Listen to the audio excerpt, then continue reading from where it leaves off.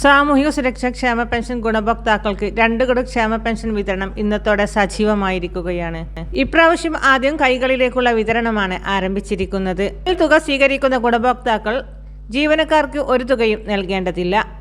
സർക്കാർ ഇൻസെന്റീവായി ഓരോ ഗുണഭോക്താവിനും 30 രൂപ വീതം അനുവദിച്ചിട്ടുണ്ട്. അക്കൗണ്ട് വഴി തുക ലഭിക്കുന്നവർക്ക് ഇന്നു മുതൽ എത്തിച്ചേരും. ഇന്ന് തുക എത്തിച്ചേരാത്തവർക്ക് നാളെ എത്തിച്ചേരും. 2 ഗഡു പെൻഷനാണ് ഇപ്പോൾ വിതരണം ചെയ്യുന്നത്. 1650 കോടി രൂപയാണ് സർക്കാർ ഇതിനായി അനുവദിച്ചത്. മെയ് മാസത്തെ പെൻഷനോടൊപ്പം 1 ഗഡു കുടിശ്ശിക കൂടിയാണ് വിതരണം ചെയ്യുന്നത്.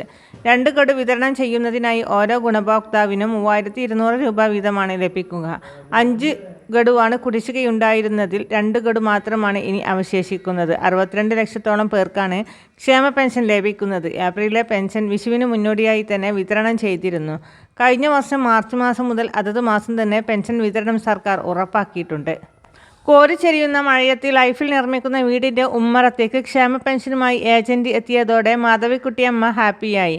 2 മാസത്തെ പെൻഷൻ 3200 രൂപ ലഭിച്ചപ്പോൾ കണ്ണാടിപ്പാത്തിക്കൽ മാധവിക്കുട്ടിയമ്മ ചുണ്ടിൽ ചിരി വിടർത്തു. ജീവിതത്തിൽ ആശ്വാസമാക്കാൻ സർക്കാർ നൽകുന്ന തുകയുമായാണ് കണ്ണാടി സർവീസ് സഹകരണ ബാങ്കിലെ ക്ഷേമ പെൻഷൻ ഏജന്റ് TN രമ എത്തിയത്. മാധവിക്കുട്ടിയമ്മയുടെ ഭർത്താവ് പഴനിമല 12 വർഷം മുമ്പ് മരിച്ചിരുന്നു. ആൺമക്കളിൽ 2 പേർ അകാലത്തിൽ മരിച്ചതോടെ ജീവിതത്തിൽ ഒറ്റപ്പെട്ട മാധവിക്കുട്ടിയമ്മയ്ക്ക് വീടെന്ന സ്വപ്നവും വിദൂരത്തായി. ഈ ഘട്ടത്തിലാണ് തൻ്റെ 3.5 സെന്റ് സ്ഥലത്ത് ലൈഫ് പദ്ധതി പ്രകാരം വീട് ലഭിച്ചത്. വീടിൻ്റെ വാർപ്പിനുള്ള ജോലികൾ തുടങ്ങുകയാണ്.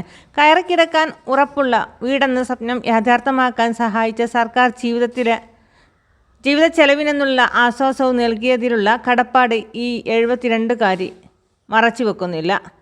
ഇതുപോലെ 62 ലക്ഷം പേർക്കാണ് സംസ്ഥാനത്ത് വിവിധ ക്ഷേമ പെൻഷനുകൾ ലഭിക്കുന്നത്. ഫെബ്രുവരി മാർച്ച് മാസങ്ങളിലെ പെൻഷനാണ് ഇപ്പോൾ അനുവദിച്ചത്. ഇനി ഏപ്രിലിലെ പെൻഷൻ മാത്രമാണ് കുടിശ്ശികയുള്ളത്.